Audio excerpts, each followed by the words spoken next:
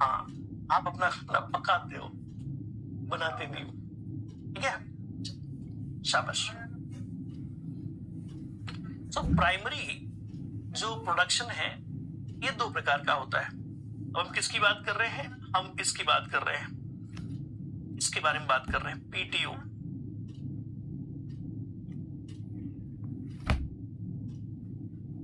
ये दो प्रकार का होता है। सबसे पहला होता है ग्रॉस प्राइमरी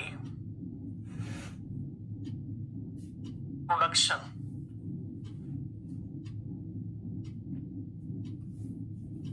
दूसरा होता है नेट प्राइमरी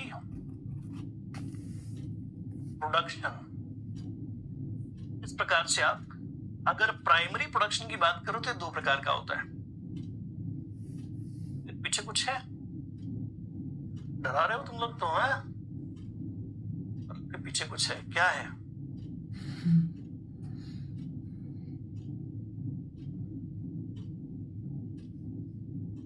अब्दुश कह रहे हैं आपके पीछे कुछ है सर, मेरे पीछे कुछ।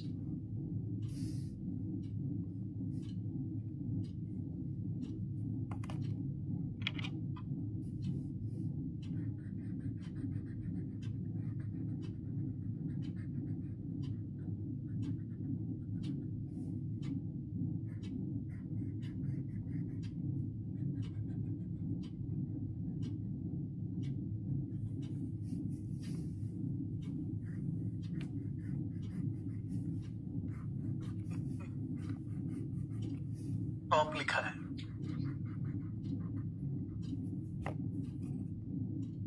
तो बेटा टॉप मोस्ट कंज्यूमर लिखा है।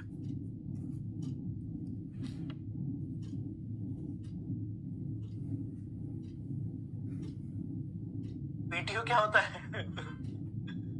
पीटीओ क्या होता है? आज के लिए बस, अच्छा बस तो मैं डिसाइड करूंगा ना।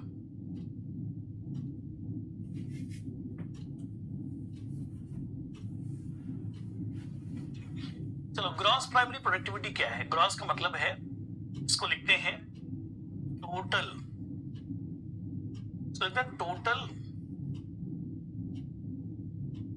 Biomass produced by producer. मतलब प्राइमरी जब आप कह रहे हो तो बार बार तो बाय डिफॉल्ट प्रोड्यूसर तो आ ही गया। जब आपने प्राइमरी कहा तो बाय डिफॉल्ट प्रोड्यूसर आ जाता है, ठीक है।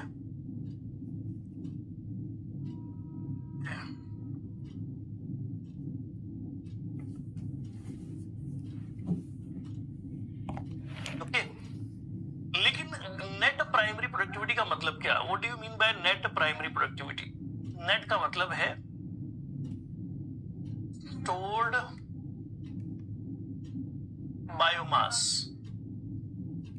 stored biomass in producer। तो किसी प्लांट ने 100 ग्राम ग्लूकोज बनाया, किसी प्लांट ने 100 ग्राम ग्लूकोज बनाया, ठीक है।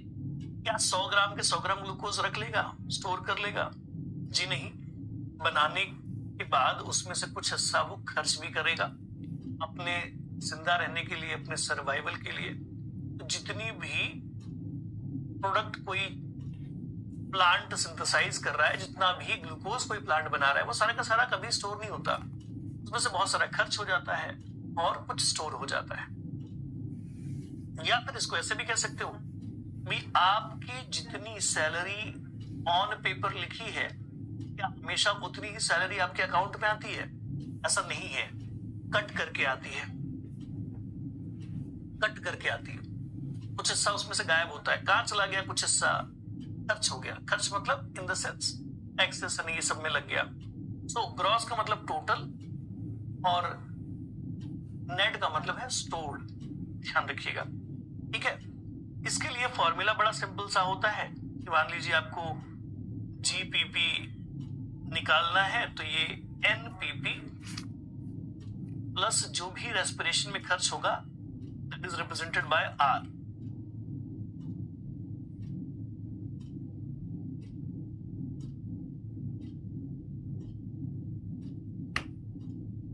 That will be represented by R. अगला क्या है?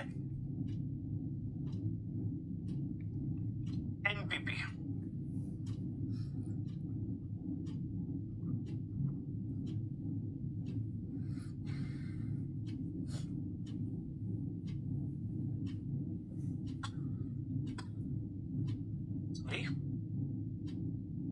अगला है एनपीपी। एनपीपी का मतलब हो गया जीपीपी माइनस आर।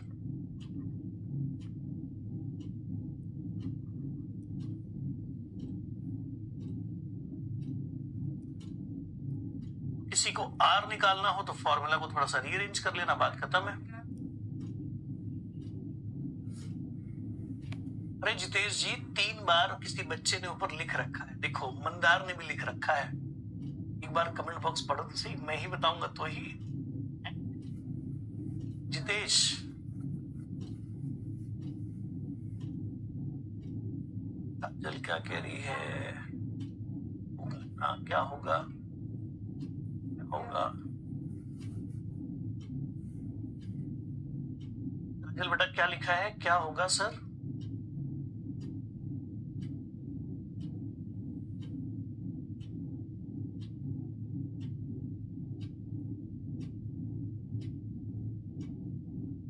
आर। हाँ अच्छा, आर क्या है नहीं मालूम है?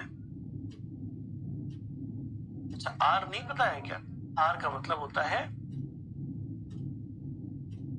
रेस्पिरेशन ना। जो भी पौधे ने 100 ग्राम ग्लूकोज बनाया था उसमें से 50 ग्राम खर्च कर गया, रेस्पिरेशन में खर्च कर गया। ठीक है,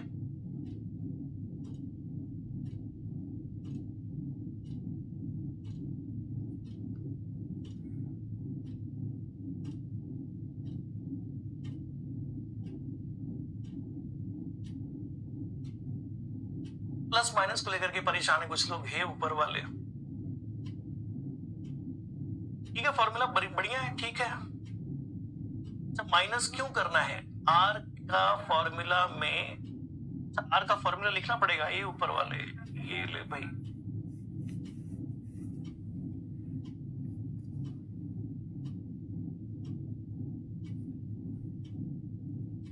सभी की अपनी अपनी डिमांड है, क्या क्या करें। ये लीजिए,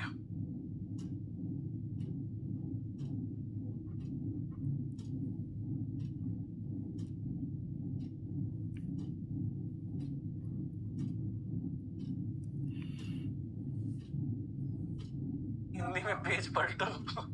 सही बात है प्रकृति, एकदम बढ़िया, एकदम बढ़िया। पेज पलटो, अगले पेज पे कुछ और लिखा है, उसी से जुड़ा हुआ, उसी से कनेक्टेड है ना। हाँ जी, पीटीओ, पेज पलटो, सही बात है। तो ये सब बातें हो गई क्लियर। आगे बढ़ते हैं, अगला सेगमेंट और ले आते हैं, एक छोटा सा जरूरी सेगमेंट है, इंपॉर्टेंट सेगमेंट है, ध्यान से सुनिएगा, समझ में आएगा।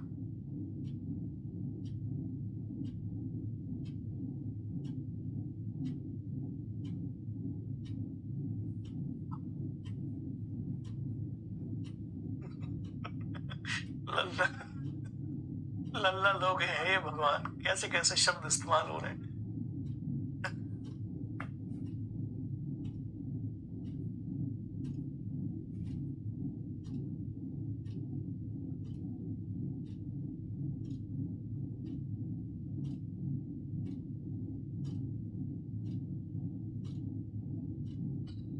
चलो कोई बात नहीं, आगे बढ़ते हैं। कोई बात नहीं, मुझे तो कोई अचंभा नहीं मेरे लिए, क्योंकि ऐसे ऐसे बच्चे मैं देख चुका हूं, इतनी डाइवर्सिटी देख चुका हूं नेचर के अंदर बच्चों की, मुझे पता है कैसा होता है, इतनी डाइवर्सिटी देख चुका हूं मैं। चलो कोई बात नहीं। Now introducing the next segment. अब ऐसा है कि हम जो नेट प्राइमरी प्रोडक्टिविटी है या ग्रॉस प्राइमरी प्रोडक्टिविटी है,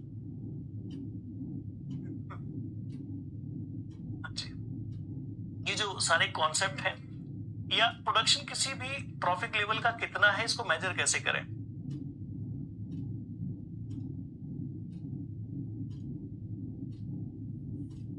चलो आगे बढ़ते हैं।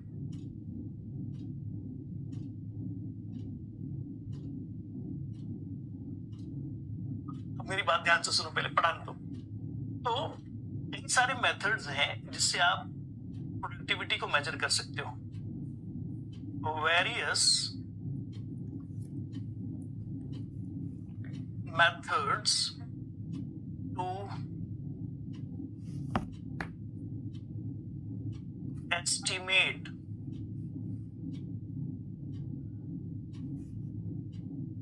methods to estimate the production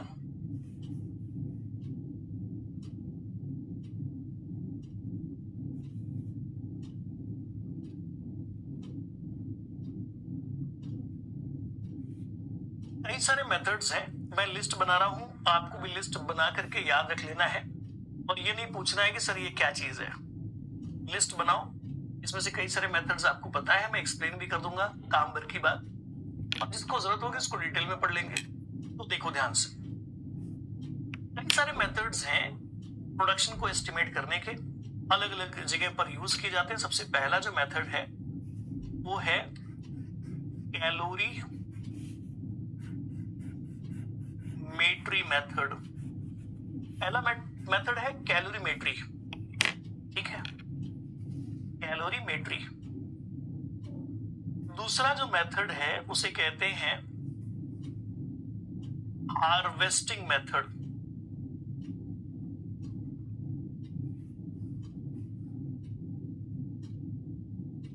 harvesting method. तीसरा जो है ये है CO2 utilisation method.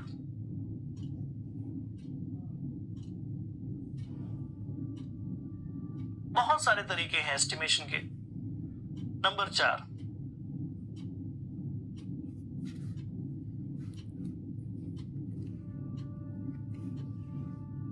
Light and dark bottle method है, ये भी एक तरीका है। और नंबर 5, क्लोरोफिल कॉन्सेंट्रेशन मेजर करना। ये बहुत सारे अप्रोचेस हैं जिनका इस्तेमाल होता है। कैलोरीमेट्री का मतलब है कि अमाउंट ऑफ हीट जो भी रिलीज होगी उसे मेजर करना, है ना, उसे मेजर करना। तो अगर किसी बायोमास को जलाने से उसमें से बहुत ज्यादा एनर्जी निकलती है, इसका मतलब उसमें बहुत ज्यादा एनर्जी, बहुत ज्यादा कंटेंट था। बट किसी बायोमास को जलाया, बहुत कम एनर्जी मिली, इसका मतलब वो बेकार सा था, बेफालतू सा था, उसमें उतनी ज्यादा एनर्जी, उतनी ज्यादा प्रोडक्टिविटी नहीं थी। हार्वेस्टिंग मेथड का मतलब है फ्रेश वेट या फिर ड्राई वेट। ऐसे कुछ एक्सपेरिमेंट्स आपने किए भी होंगे कॉलेजेस के अंदर, अगर आप गए हैं तो, ठीक है।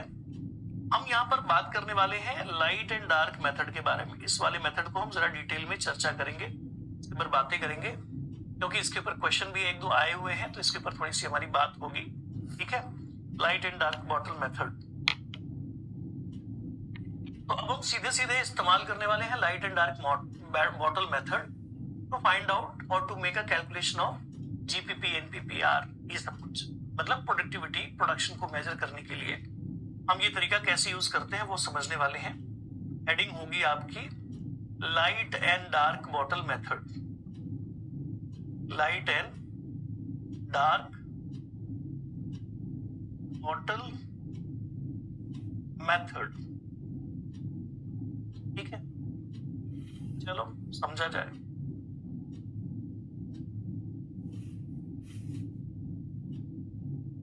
इसमें करना कुछ नहीं है, इसमें आप लोगों को, मान लीजिए कोई तालाब है, कोई इकोसिस्टम है जिसकी प्रोडक्टिविटी आपको मेजर करनी है, कोई पॉन्ड है या कोई लेक है, उसकी आप क्या जानना चाहते हो?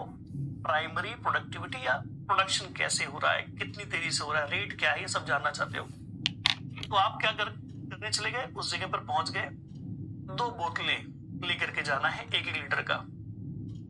पहली जो बॉटल है वो आप वहां पर लेकर के पहुंचे और इस पहली बॉटल को आपने भर लिया।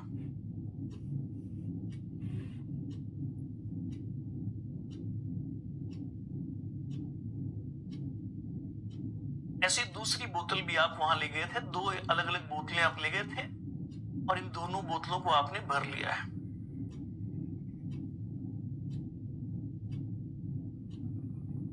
एक लीटर के आसपास की बोतलें थी, दोनों आप भर करके ले आए हो।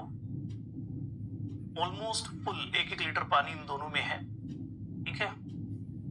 और अब आपको करना यह है कि आप इस तरीके का यूज करके कैसे पता लगाएंगे कि कितनी रेट ऑफ प्रोडक्शन है इन दोनों के अंदर, ठीक है। 2 बोतलें हैं आपके पास, दोनों के अंदर कितना पानी भरा हुआ है? 1 लीटर पानी भरा हुआ है। So both are having a 1 litre water. एक बार में भरा, एक ही टाइम पर भरा, एक ही वक्त में भरा, सब एक ही साथ किया है।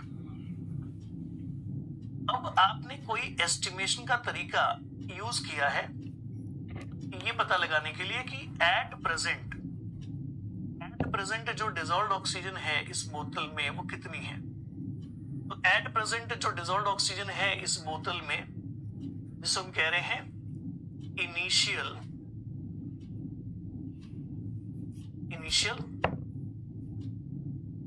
Dissolved O2 into it. तो ये आपने कैलकुलेट किया, कोई एस्टिमेशन का तरीका आपने यूज किया, कोई रिएक्शन मेथड्स आपने यूज किए और पता चला कि इट इज 10 ml पर लीटर, 10 ml है उस 1 लीटर पानी में। ऐसे ही यहां पर भी जो इनिशियल अमाउंट था O2 का, डिसॉल्व्ड ऑक्सीजन का, ये भी कितना आएगा? एग्जैक्टली उतना ही आएगा, क्योंकि दोनों ही पानी जो बोतल में भरा हुआ है एक ही जगह से है, एक ही वक्त पर इकट्ठा किया हुआ है, ठीक है। तो अब इसी चीज को हम रिप्रेजेंट कर देते हैं किस फॉर्म में? कुछ एब्रीवेशंस के फॉर्म में, जैसे कि ये जो है एक इनिशियल वॉल्यूम आप बता रहे हो इसकी ऑक्सीजन की, जो कि कितनी है? 10 ml, ठीक है। ऐसे ही ये भी एक इनिशियल वॉल्यूम है ऑक्सीजन की, दैट इज 10 ml। तो ये कुछ एब्रीवेशंस बना दिए हमने, आई और इनिशियल। अब करना यह है कि दोनों को देना है अलग अलग ट्रीटमेंट। इस वाली बॉटल को देना है ट्रीटमेंट 24 आवर का, इस वाली बॉटल को देना है ट्रीटमेंट 24 आवर का, दोनों को 24 आवर का ट्रीटमेंट है। सो गो फॉर 24 आवर्स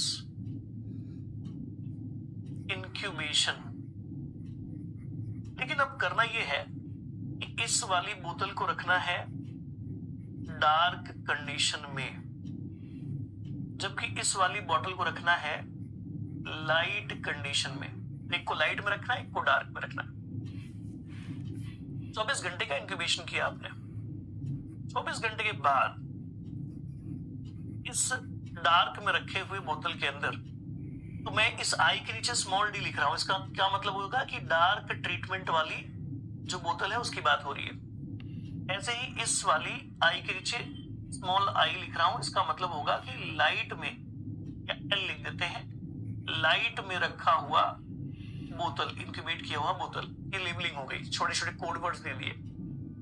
अब क्या करना है कि जब 24 घंटे बाद हमने इसकी फाइनल जो भी वॉल्यूम है, फाइनल वॉल्यूम इन डार्क बॉटल, ये कैलकुलेट की, एस्टिमेट की, तो पता चला कि इसमें अब ऑक्सीजन कितनी बची है, सब मिला करके 6 ml बची हुई है।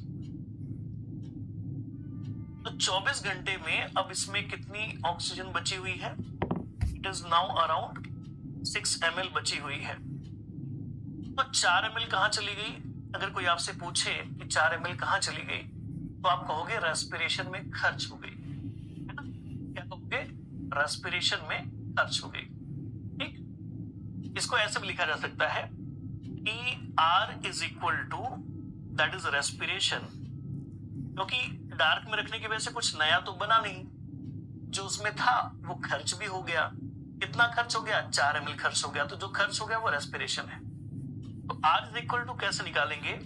R is equal to ID minus FD करोगे तो आपको क्या मिल जाएगा? आपको मिल जाएगा कि रेस्पिरेशन में खर्च कितना हुआ। करके देखोगे तो पता चलेगा कि ये कितना आएगा। ये आएगा 4 ml। कितना आएगा? 4 ml। अब आते हैं उधर उस तरफ क्या हुआ? यहां पर हमने फोटोसिंथेसिस की क्योंकि लाइट में रखा था आपने 24 घंटे के लिए। तो अब देखने को मिला कि यहाँ जो फाइनल वॉल्यूम है लाइट बॉटल के अंदर ये बढ़ चुकी है और बढ़ करके हो गई है 15 ml। कितनी हो गई है? बढ़ करके 15 ml। तो 24 घंटे के बाद लाइट बॉटल में क्या हुआ? जो ऑक्सीजन की मात्रा है वो काफी बढ़ गई है, 15 ml हो गई है। तो क्या यहाँ रेस्पिरेशन नहीं हुआ है क्या? यहाँ भी रेस्पिरेशन हुआ है। रेस्पिरेशन के बावजूद यहाँ पर और बहुत सारा ऑक्सीजन बना है, जिसकी वजह से फाइनली ये वॉल्यूम बढ़कर के कितना हो गया है? 15। तो कोई मुझे गेस करके बता सकता है कि उस लाइट बॉटल के अंदर अगर रेस्पिरेशन हुआ है तो कितना ml ऑक्सीजन खर्च हुआ होगा? Any guess? ऐसे ही लॉजिक लगाओ। इस बोतल में 4 ml खर्च हुआ है, उस बोतल में टाइम उतना है, सब कुछ उतना है, तो वहां रेस्पिरेशन में कितना खर्च हुआ होगा? अच्छा, रेस्पिरेशन हूं बेटा, ये जो आप तालाब से पानी भर के लाए थे ना, इसमें प्रेजेंट हैं बहुत सारे फाइटोप्लैंक्टन्स। आप उन्हीं फाइटोप्लैंक्टन्स के प्रोडक्शन की बात कर रहे हो, आप प्राइमरी प्रोडक्शन की बात कर रहे हो। 4 ml उधर भी खर्च हुआ होगा। शाबाश शाबाश। अच्छा, अब इस पूरी बोतल में पहले 10 ml ऑक्सीजन पहले से थी, उसमें से 4 ml खर्च हुई, 6 ml बची। 6 ml जो बची हुई है उसमें और कितना जोड़ोगे? और कितना जोड़ोगे कि वो 15 हो जाएगी? और कितना जोड़ोगे कि वो 15 हो जाएगी? जी हाँ, और कितना जोड़ोगे कि वो 15 हो जाएगी?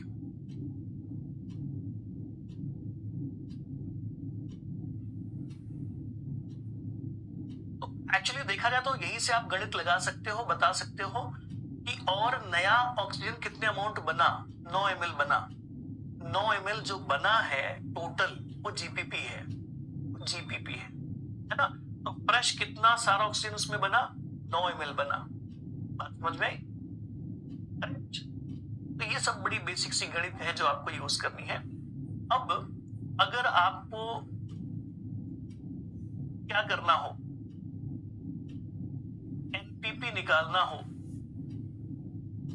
तो एनपीपी निकालने के लिए हमेशा क्या करना पड़ता है?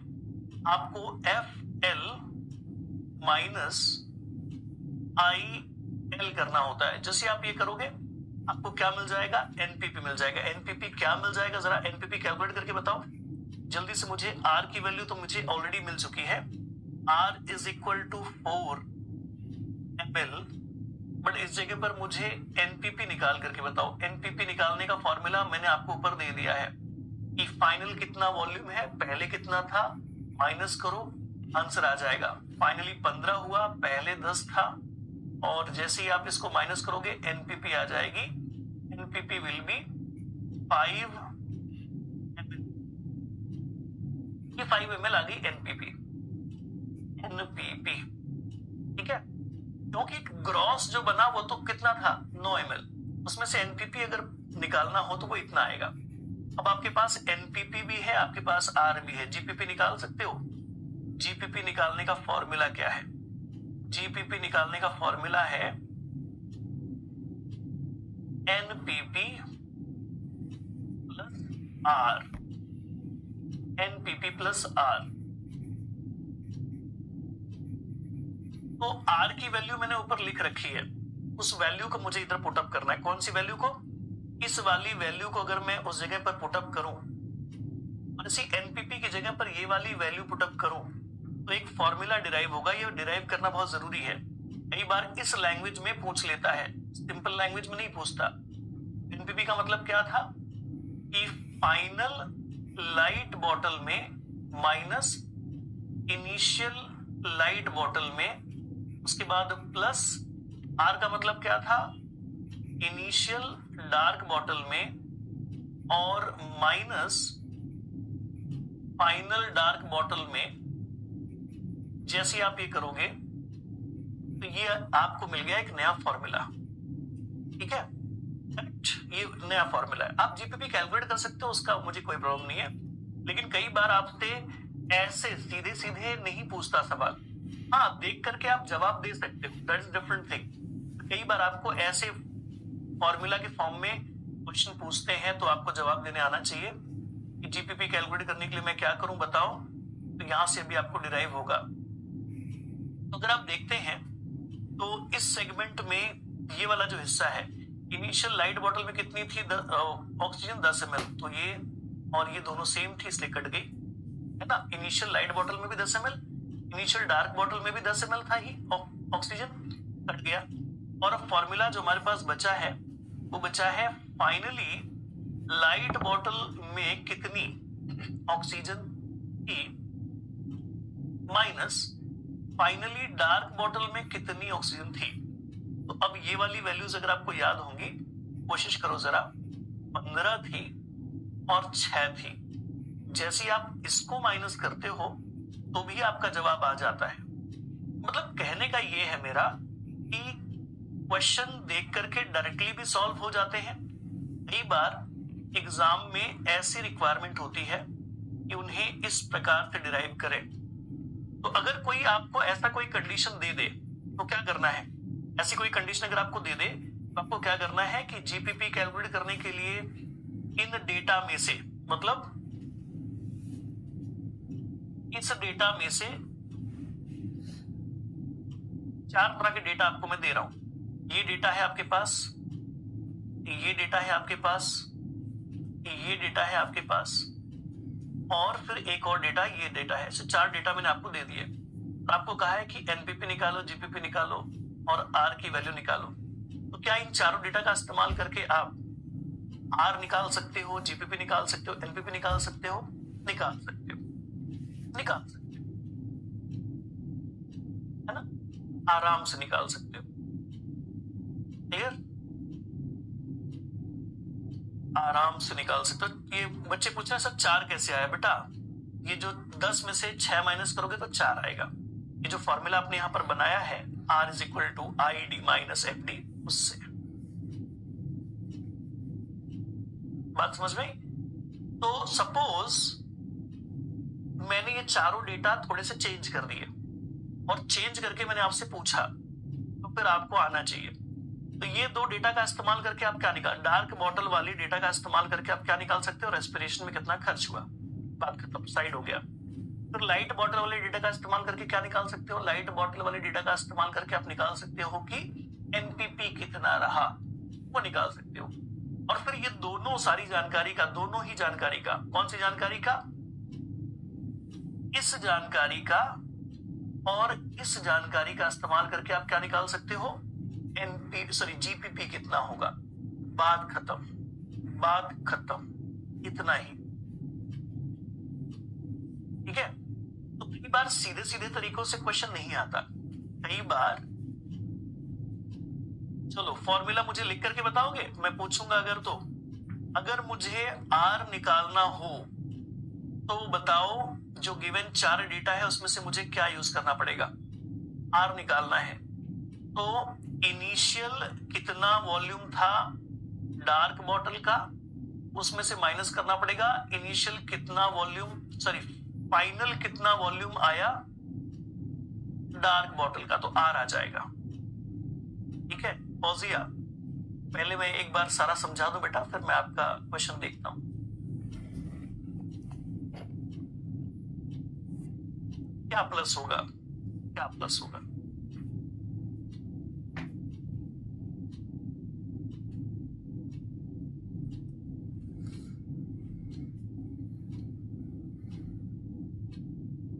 नहीं ना, प्लस नहीं होगा बेटा, नहीं है, माइनस होगा। चलो अगर मैं आपसे पूछूं कि मुझे एनपीपी चाहिए, एनपीपी, ये जो 4 डेटा मैंने ऊपर दे रखे हैं उसमें से एनपीपी निकालना है, तो कैसे निकालें बेटा? लाइट बॉटल का इस्तेमाल करके आप क्या निकाल पाओगे? एनपीपी निकाल पाओगे। ठीक है, लाइट बॉटल का इस्तेमाल करके एनपीपी निकालना है, तो मतलब जो फाइनल वॉल्यूम है लाइट बॉटल का, उसमें से क्या माइनस करोगे?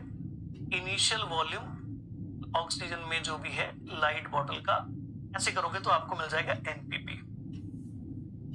ठीक है, अगर कोई आपसे बोले कि जीपीपी निकालना है, तो जीपीपी कैसे निकालेंगे बेटा? इसके लिए मैंने आपको बता रखा है कि जो भी फाइनल वॉल्यूम है लाइट बॉटल के अंदर माइनस जो भी फाइनल वॉल्यूम है डार्क बॉटल के अंदर, ऐसा करोगे तो आपका जीपीपी आ जाएगा। ये 3 फॉर्मूला अगर आप ध्यान रख लेते हो या आप उस एग्जाम्पल की मदद से रिलेट करके समझ लेते हो, तो यहां से आने वाले सारे क्वेश्चन आपके बन जाएंगे।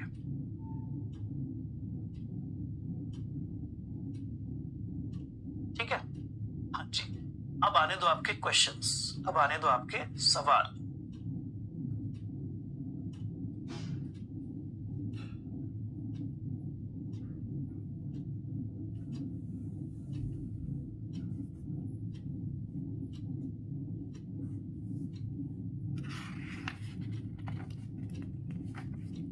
अब आने दो आपके सवाल। हमारा सेशन वैसे खत्म हो चुका है ना? हमारा टॉपिक आज का जो डिस्कशन करना था वो हो चुका है।